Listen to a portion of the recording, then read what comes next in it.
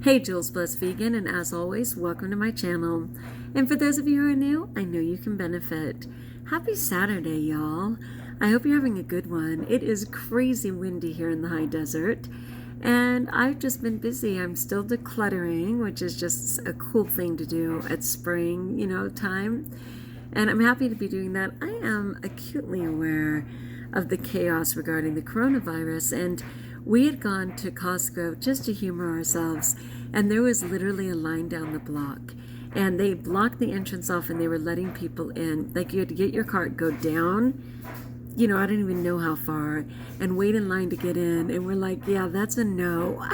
And then, like, everybody coming out had one jumbo container of paper towels and one jumbo container of toilet paper. And by jumbo, I mean like 30 rolls, right? So I guess they were kind of monitoring that. But my husband and I were like, we're not desperate that way. So in thinking about the coronavirus, I found this cool thing on Google today, and I will include it as a description of the video, but it's why I put 5 as the icon for this video, because these are the 5 tips on how to stay well. And of course, we know the best way to stay well is hydrated and with our healthy raw food. But it's called Do the 5, Help Stop Coronavirus. So number 1, hands. Wash them often. And that, I saw a thing which suggested that you literally wash for 20 seconds or how long it takes to sing the happy birthday song twice. Number 2, cough into your elbow or your sleeve, of course. And that's just because inevitably when you're coughing or sneezing, you are spewing spittle, right? Which gets into the air. And that goes with number 4, actually, which is to stay more than 3 feet away from another person. And I think it's because of that. It's not to suggest that that couldn't travel more than 3 feet, but it gives you a small boundary. Number 3 was to not touch your face. And of course, that complements number 1 with washing your hands often, because they say we touch our face over 100 times a day without even knowing it. And so obviously the best ways for things to get into your body is through your nose, certainly your mouth, your eyes. I don't know about the ears, but you have a better chance of not transmitting that internally if your hands are washed. And number 5 was, if you feel sick, stay home. Of course, stay home. And I would add, obviously, if you have 104 or greater fever, go to the ER. Okay, so let's go through it again. Number 1, wash your hands often. Number 2, cough into your elbow. Number 3, don't touch your face. Number 4, stay more than 3 feet apart. And number 5, if you feel sick, first of all, stay home, of course. So just in terms of the coronavirus and what I'm doing in my big plan, because right now my school district asked us to first come in and do packets and things for the kids, and now they're saying don't come in at all, like not even that. They can't risk it. I know they were going to be serving food over this break. I don't think they can. I don't even know. It's getting really crazy. So everybody seems to think that the 2-week window will allow the virus to either settle down or die down, or what the government's hoping will keep us under the curve of where it's so impacted with our medical community that they can't even meet the needs on the most basic level. So most businesses and different things are considering a 2-week window. But what we're finding from China and Italy and things is that it can be anywhere from 8 to 10 weeks. And so it's hard to know what's coming or what isn't. But for me, in terms of my food, my first round was to make sure I had frozen food. So literally frozen fruit and vegetables, which I can always make smoothies out of. I could defrost and put in my dehydrator.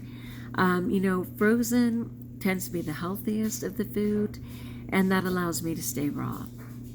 For my next round, definitely growing my own sprouts, my own microgreens, and growing food from food. So from the little bit of fruit and vegetables that I already had, taking them and putting them, in water and going ahead and attempting to grow them, which I'm successfully doing right now with like my celery.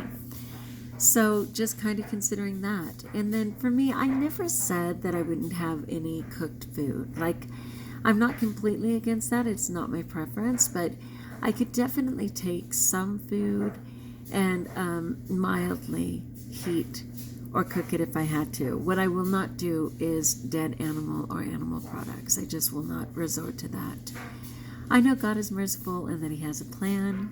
If you're a person where your church is closed, don't worry about that. He can hear your prayers from anywhere. But certainly, given the option, I would prefer Mass. I love to receive the body and blood of Christ. The body in itself is considered pure form, as is the blood in itself considered a pure form. So that is a gift when it can be done, and I'm so glad I went to confession yesterday, but I know in many places they have closed the churches as well.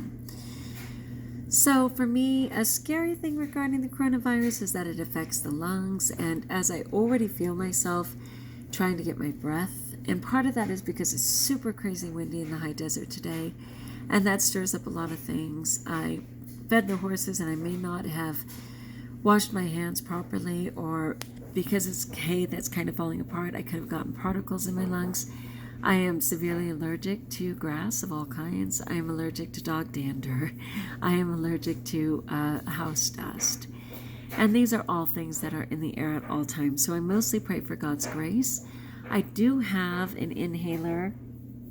It's technically expired, but that's kind of a game for them to make more money. I am happy to have that in my possession because I don't know where this is going to go, and it scares me when I can't breathe. But I know God's merciful. I just encourage people to continue to share because stress can take us down as quickly as a virus, and that we continue to stay hydrated and eat non-toys, right? Because it's so much harder for the body to process toys than natural food. So that's kind of where I am with that. I wasn't sure if I was going to share about the coronavirus, but on Jules Plus Vegan, I always share my truth in the moment of where I am, and that is definitely something on my mind. So at the same time, it is Lent, one of the holiest times of the year, where we can offer anything up at the foot of the cross, and Jesus will take that burden for us. So in thinking about that, we've been doing our random acts of kindness to just remember the love and joy of our world as we approach Easter for the death and resurrection of our Lord. And so for today, it was that we were going to, I can't even think of what today was. One moment, please. Okay, thanks. Because I make these a day before, I forget that applies to tomorrow. So today was to just clean one area in your home. It didn't have to be a whole room. It could have just been the desk that you sit at. Because that clutterness weighs us down mentally, let alone the actual physicality of the burden of that disorganization and mess. So I encourage people to clean just one area. And I did take time to reorganize my desk. One thing I loved last time that we were decluttering was that I had arranged my cupboards. And I will tell you, they are so efficient. I just grab everything I need and it is right there. And I absolutely love that.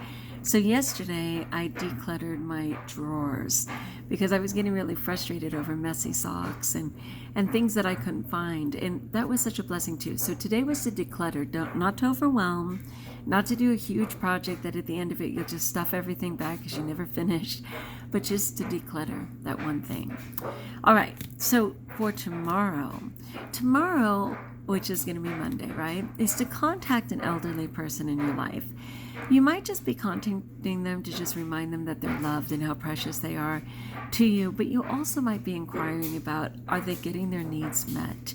So whatever person this is in your life, I called my aunt and she's 91 and I said, hey, how are you? How are you dealing with this? Do you have stuff that you need? I called my mother, even though my mother is so healthy by all accounts, but sometimes she barely eats anything. And I'm not sure with all the chaos, if she's getting into the store and stuff. So calling my mother to say, hey, are you handled? And if I'm too far away, I can get someone else to check on her. So might you consider checking just an elderly person? If you know you have a neighbor 2 doors down, you never really make time for them, but you want to just leave a nice note on their door saying, hey, if you can't get basic items, let me know. I know we don't know each other very well, but I know that you are on the planet and I see you. People want to be seen, right? Of all ages. So if you want to skip the elderly and go with someone else, the goal is to contact someone and just let them know that you're here you're present and you're hoping that they're fine, and in particular, an elderly person. Whatever that looks like. My aunt's 91, my mom's 87. Your elderly person might be 67. All right, it's a mindset. All right, my friends, like if you like, join us if you haven't, subscribe. Thank you so much for checking in with Jules Blessed Vegan. And know that I am praying for everyone. And until we talk again, best of all, trust that you're blessed.